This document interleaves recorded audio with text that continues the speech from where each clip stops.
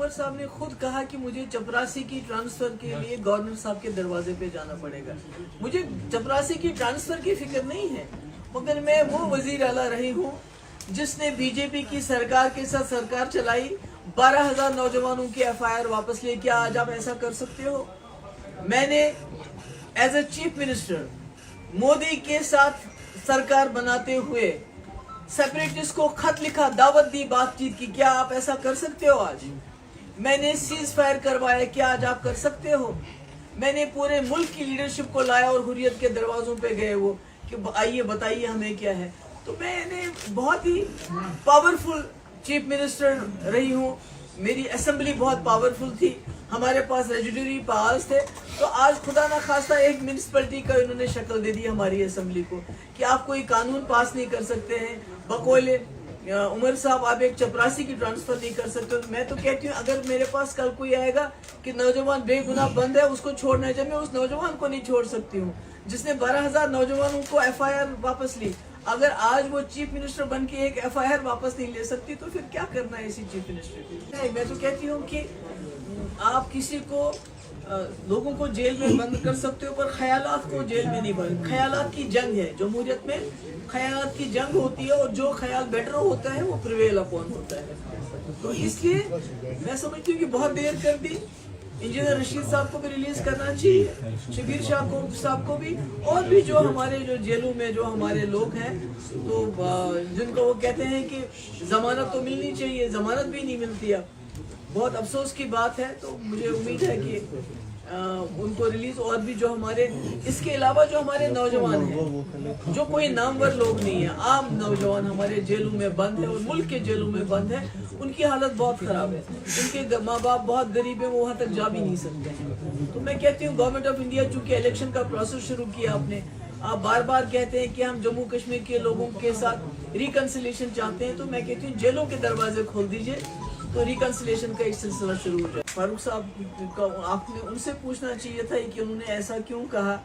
मेरे ख्याल में नाउमीदी कुफर है और PDP बड़े मसले के लिए लड़ रही है। जैसे आपको पता है कि PDP वाहिद एक जमात है जो एजेंडा लेके आती है उसको इम्प्लीमेंट करती है।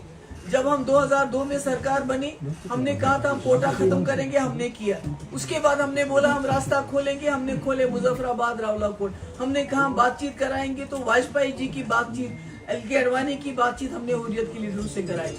तो हम तो अपने एजेंडा पे चलते हैं और आज भी हमारा एजेंडा है कि मसला कश्मीर मसला है, उसको आप इग्नोर नहीं कर सकते। तो उसको हल करने के लिए जो 370 है उसको भी रेस्टोर करना बहुत जरूरी हो जाए। अकेले लड़े हैं 99 से, जब से हमारी जमात बनी है हम तो हमेशा अकेले लड़े हैं और लोगों के सहारे लड़े हैं, लोगों को की तकलीफें दूर करने के लिए लड़े हैं। मैं तो कांग्रेस में थी, CLP लीडर थी, मुफ्ती साहब मेंबर पार्लियामेंट थे। तो हमने छोड़ के एक ऐसा प्लेटफॉर्म PDP बनाई जिसका काम है, जिसका बेसिक एजेंडा है जम्मू कश्मीर को एक बाइज्जत दौर में लाना, एक पीस विद डिग्निटी देना।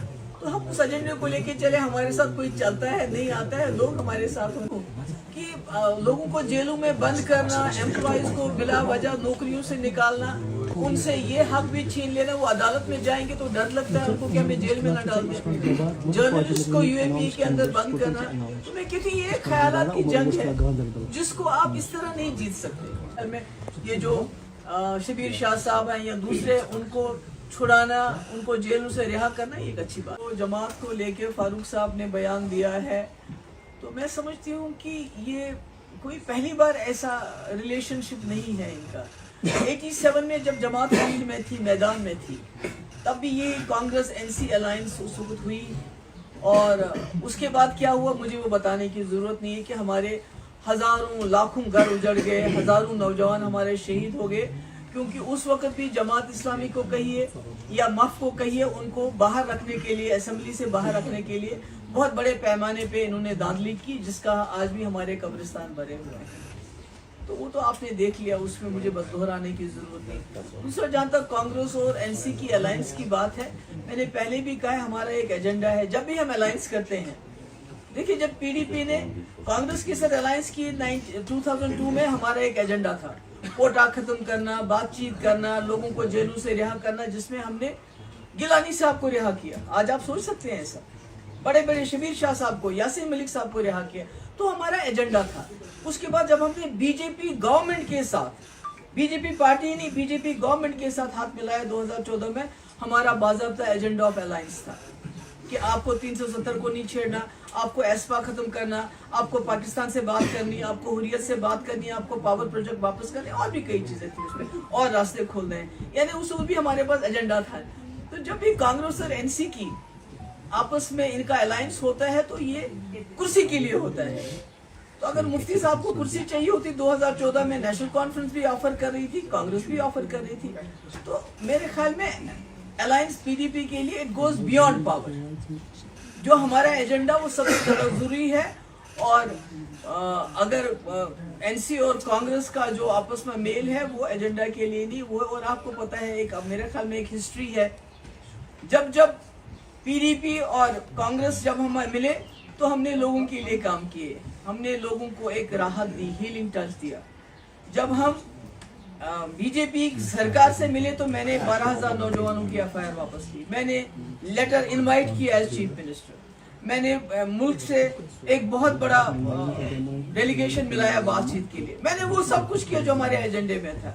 مگر جب ان کی ہوئی تو مقبول بٹ کو پھانسی، 87 میں چوریا جس کا نتیجہ ہم آج دیکھ رہے ہیں، اس کے بعد دوبارہ افضل گورو کو پھانسی۔ تو یہ تو لوگوں کے سامنے سارا ہے۔